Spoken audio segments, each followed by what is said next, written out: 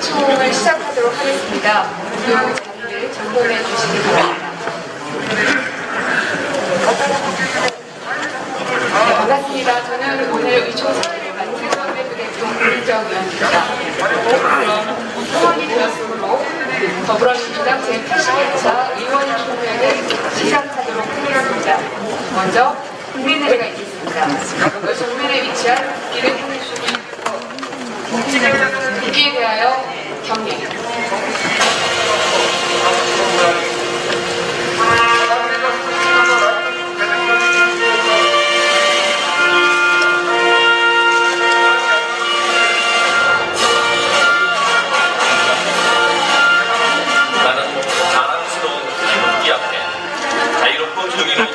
대한민국의 무궁한 영광을 위하여 충성을 다할 것을 굳게 다짐합니다.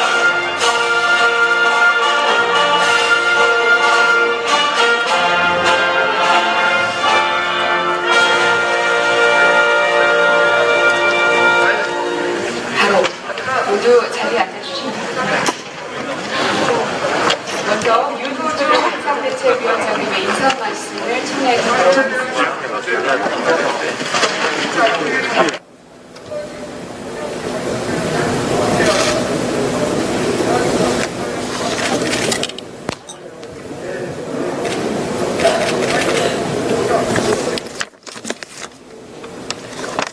네, 존경하는 의원 여러분 반갑습니다.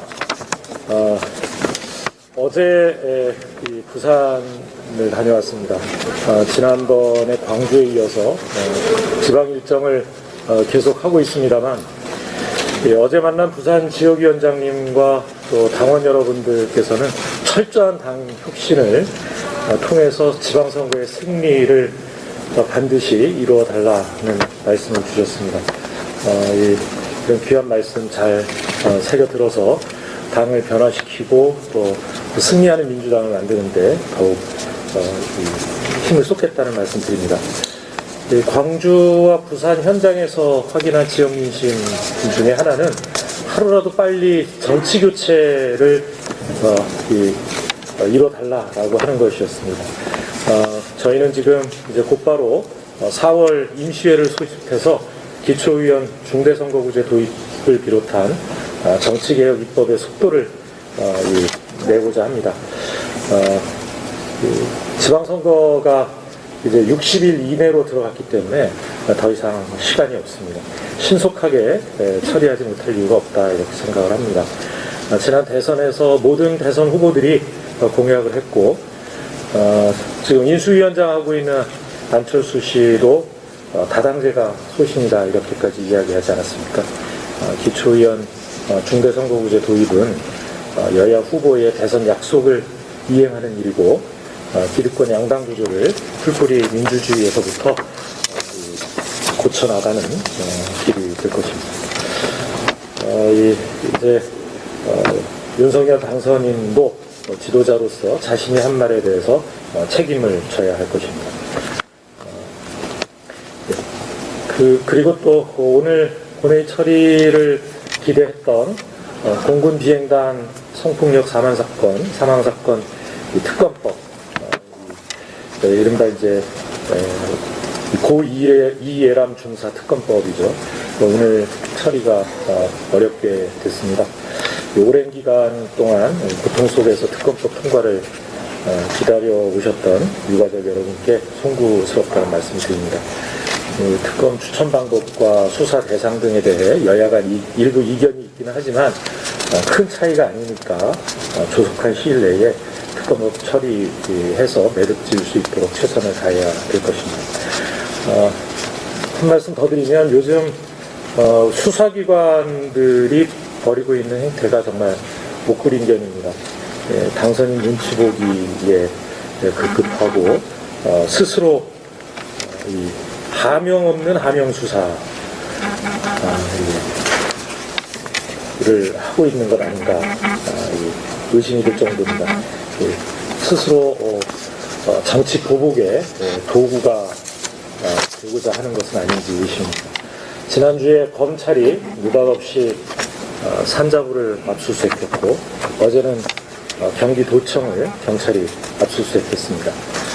대선 후에 국민이 걱정했던 전임 정부에 대한 탄압, 또 정치적 경쟁자에 대한 노골적인 보복이 시작된 것 아닌가 합니다. 이 취임도 하기 전에 사정정국부터 시작하는 이런 대통령 당선인은 없었습니다. 앞으로 5년 동안 어떤 공안 폭정이 자행될지 걱정스러운 국면입니다. 수사기관이 국민이 아닌 권력에 충성할 때 공권력의 신뢰는 땅에 떨어질 것이고, 특히 살아있는 권력인 당선인과 가족에 대해서 나쁘끄러운 봐주기 수사를 하면서 경쟁자와 정적에 대해서 이렇게 공격을 하는 것 결코 국민이 용납하지 않을 것이라는 말씀드립니다. 오늘 본회의 산회 후에 정치개혁, 언론개혁을 비롯해서 검찰개혁과 또 수사기관들의 일탈에 대해 당 차원의 대응책을 논의해 주시기 바랍니다. 이상입니다.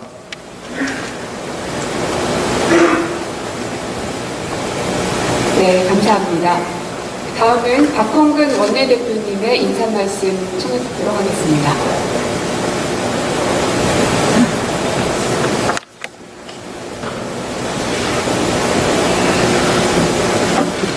의원 여러분, 수고 많으십니다. 3월 임시의 마지막 본회의를 앞둔 의원총회입니다.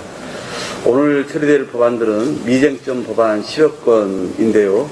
민생 회복에는 어림도 없는 숫자이고 일하는 국회로 보이기에는 너무나 초라합니다. 내일부터 곧바로 시작되는 4월 임시회에서는 민생과 개혁의 입법 성과를 충분히 내서 국민의 삶에 희망을 드릴 수 있도록 박차를 모두 가해야 하겠습니다. 결국 정치개혁 법안은 오늘 처리하지 못하게 됐습니다. 어제부터 정치개혁법 합의 통과를 위해 정개특위 위원님들과 우리 당 의원님들이 농성을 하고 있습니다. 원내대표로 선출된 이후 열흘 넘는 기간 동안 어떻게든 합의를 이끌어보고자 당과 원내 모든 채널을 가동해왔습니다. 그런데 국민의힘은 시작부터 지금까지 그 어떤 미동조차 없는 상태입니다. 기득권은 절대 포기하지 않겠다는 확고한 뜻으로 보입니다. 윤석열 당선인께 요청드립니다. 대통령 당선인의 대국민 약속은 반드시 이행되어야 합니다. 민심을 애매해서는 안 됩니다. 지금이라도 당장 협의에 나설 것을 촉구합니다. 민주당은 마지막 순간까지 포기하지 않고 다양한 목소리가 반영되고 표 받은 만큼 의석수를 가져가게 하는 선거제도 개선을 위해 모든 노력을 기울이겠습니다. 오늘 본회의를 마치고 정책구청을 열어서 공지해 드린 것처럼 대선 공통공약, 그리고 언론의 정상화, 검찰 수사권 분리 등 현안 보고가 있을 예정입니다. 먼저 대선 공통공약 추진입니다. 민주당은 민생과 개혁에 있어 국민 앞에 분명한 성과를 내야 합니다. 그것이 우리가 대선을 책임지는 것이고 또 국민 신뢰를 회복하는 유일한 길임을 단 한시도 잊어서는 안 되겠습니다. 지난 주말 여야 원내대표 회담을 통해서 제가 제안했던 대선 공통공약 추진기구 설치가 합의됐고 정책위 의장 간 협의를 개시하기로 했습니다. 이에 따라 오늘 의원총회에서는 정책위 의장께서 공통공약 추진 방안을 내용과 함께 보고드릴 예정입니다. 선거만 끝나면 늘 있어왔던 요식 행위로 그쳐서는 안 됩니다. 제가 지난 5년 전 원내수석을 맡았을 때 공통공약 추진하자고 말은 했지만은 실제 세부 강론으로 들어가니까 차이가 있다는 이유로 한두 번 정책위장 만남으로 그쳤었습니다. 이번엔 결코 그렇게 가서는 안 된다고 생각을 하고 있고 반드시 성과를 낼 겁니다. 그래서 어르신 기초연금 10만원 인상이라든가 사병 월급 200만원 등 이런 것이 단순히 표를 얻기 위해서 헛공약이 아니었다는 것을 국민 앞에 우리 모두가 입증해 내야 됩니다. 여야의 공통공약을 중심으로 해당 상임위에서는 즉각 관련 입법 논의에 착수하겠습니다. 다음으로 검찰 수사권 분리와 언론개혁입니다. 오랫동안 당내에서 그리고 여야가 논의를 거듭해 온 이 검찰의 수사권 분리 문제와 미디어 혁신, 즉 언론 개혁 문제를 매듭지어야 합니다. 그것이 여당으로서의 책임 있는 자세이고 지난 두 번의 대선에서 국민과 한 약속을 지키는 길이라고 믿습니다. 충분한 논의와 지혜로운 결정을 위해서 오늘 의총에서는 이 두 문제에 대해 해당 상임위원회와 특별위원회의 간사로부터 보고를 받으시고 질의응답하는 시간까지 갖고 다음 의총에서 본격적인 토론을 통해서 공식 입장을 정리하고자 합니다. 다음 의총은 다음 주 월요일 또는 화요일 정도로 계획하고 있습니다. 우리 민주당에게 2022년 4월, 5월, 6월은 너무나 중요한 시기입니다.